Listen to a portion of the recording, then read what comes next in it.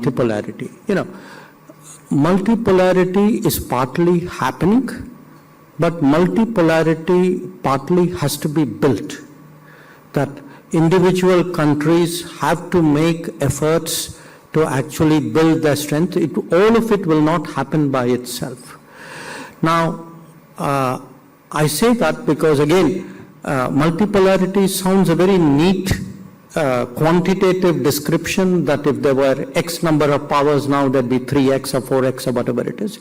It's far more complicated than that, because what we are also seeing in many cases is a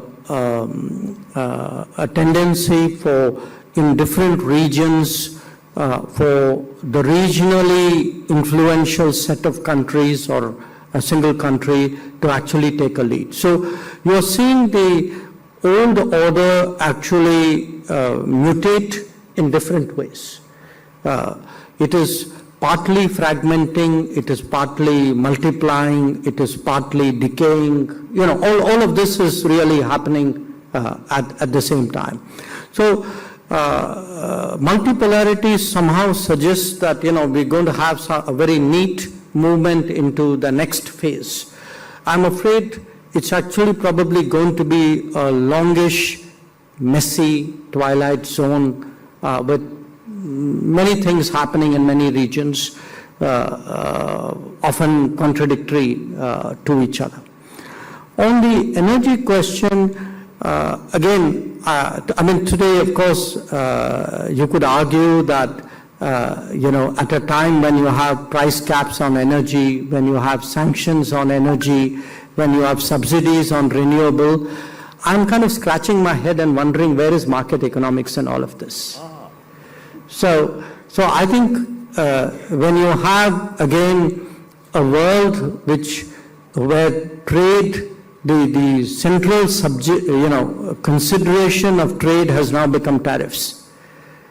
Please explain to me, where comparative advantages and competitiveness go. So it's not just the basics of politics that we are revisiting. In many ways, it is also the basics of economics. On the India-US issues, look, we have today issues with the United States. A big part of it is the fact that we have not arrived at a landing ground for our trade discussions.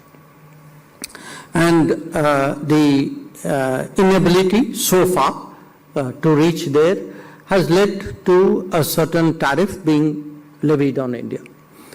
In addition, there is a second tariff, which we have said, we publicly said we regard it as very unfair, which has picked on us for sourcing energy from Russia, when of course there are other countries who have done so, including countries who right now have a far more antagonistic relationship with Russia than we do.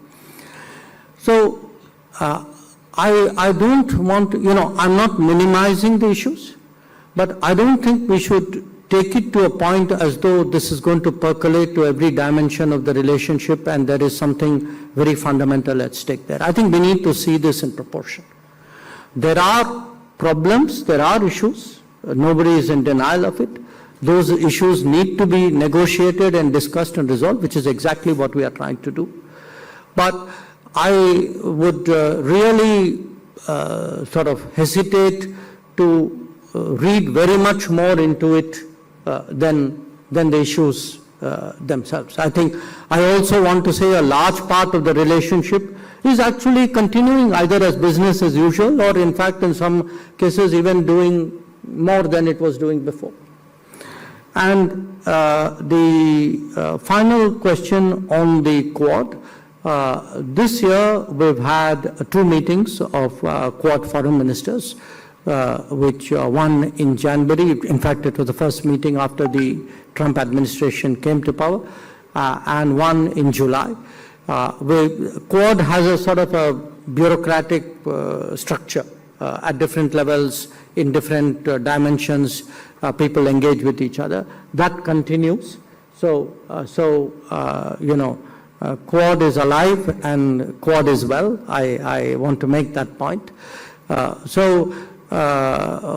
Again, you know, when times are turbulent, when there are challenges, it's important to read both the landscape in a responsible manner and to assess that particular problem in the context of that landscape.